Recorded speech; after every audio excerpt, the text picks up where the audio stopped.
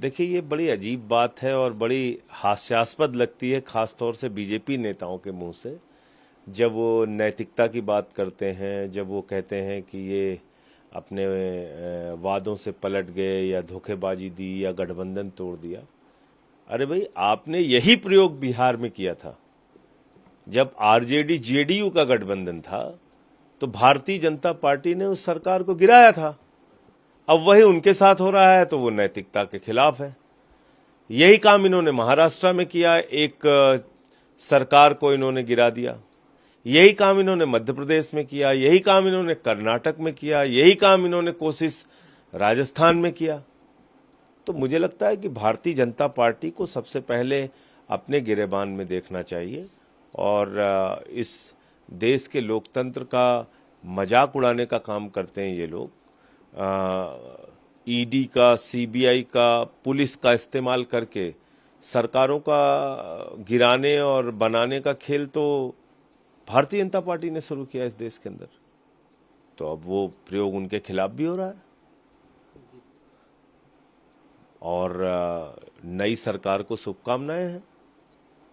वो सरकार बना रहे हैं, उनको शुभकामनाएं, उनको काम करने दीजिए। लेकिन जिस तरह की खबरें आ रही थी कि हो सकता है नीतीश कुमार कुछ समय बाद तेजस्वी को हैंडओवर करके सेंट्रल पॉलिटिक्स में आए, राष्ट्रीय राजनीति में आए और एक तरह से प्रधानमंत्री का। अब उसके बारे में मैं तो कोई आधिकारिक रूप से कुछ नहीं कह सकता। उसके बारे में तो नीतीश कुमार जी और उनकी पार्टी ही तय करेगी कि वो सेंट्रल राजनीति में आएंगे या बिहार की राजनीति में रहेंगे। इसके बारे में तो मेरा कुछ कहना भी ठीक नहीं।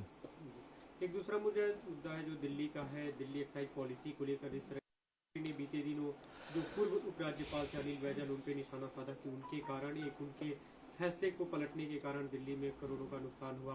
अनिल बैजल की तरफ से बीते दिन आधिकारिक रूप से स्टेटमेंट आया और उन्होंने उसे पूरी तरह से खारिज किया और दिल्ली सरकार पर निशाना साधा कि ऐसे आरोप बेबुनियाद है। देखिए, जो अनिल बैजल जी का पूरा बयान है उससे एक बात तो स्पष्ट हो जाती है कि वो अपनी गलती को मान रहे हैं और 2 दिन पहले उन्होंने पॉलिसी बदली। ये साफ हो रहा है उनके बयान से, उनके जवाब से। तो यही बात तो हम कह रहे हैं कि आपने किन परिस्थितियों में, किसके दबाव में, किस बीजेपी के नेता के कहने पे आपने पॉलिसी बदली। जो एक अप्रूव्ड पॉलिसी थी उसको अचानक बगैर दोबारा कैबिनेट की मंजूरी के आपने अपने स्तर पे बदल दिया 2 दिन पहले। ये कैसे हुआ? इसका तो जवाब देना चाहिए बैजल साहब को। नोएडा में जो मामला बीते दिनों सामने आया था उसमें गिरफ्तारी हो चुकी है श्रीकांत त्यागी की और उन्होंने गिरफ्तारी के बाद एक बयान दिया कि वो महिला मेरी बहन की तरह है। भाई, ये तो उनके ऊपर गिरफ्तारी हो, क्या कार्रवाई हो कानूनी रूप से, वो तो एक अलग विषय है। लेकिन क्या अपनी बहन को कोई इस तरीके से गाली देता है? कम से कम बहन शब्द को तो अपमानित मत करो। बहन शब्द का बहुत बड़ा मायने होता है। रक्षाबंधन आने वाला है कल, आप कह रहे हो वो आपकी बहन समान है। जिसको बहन मानते हो उसको ऐसे गाली दी जाती है, उसके पति को मां की गाली दी जाती है।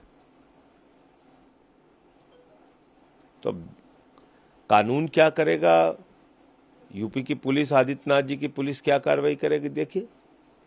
पश्चिम बंगाल की एक वहाँ पे पॉलिटिकल डेवलपमेंट कुछ हो रही है जो शुभेंदु अधिकारी बीजेपी के, उनकी तरफ से एक बयान है कि दिसंबर के बाद ममता सरकार यहाँ पे नहीं बनी रह सकती है।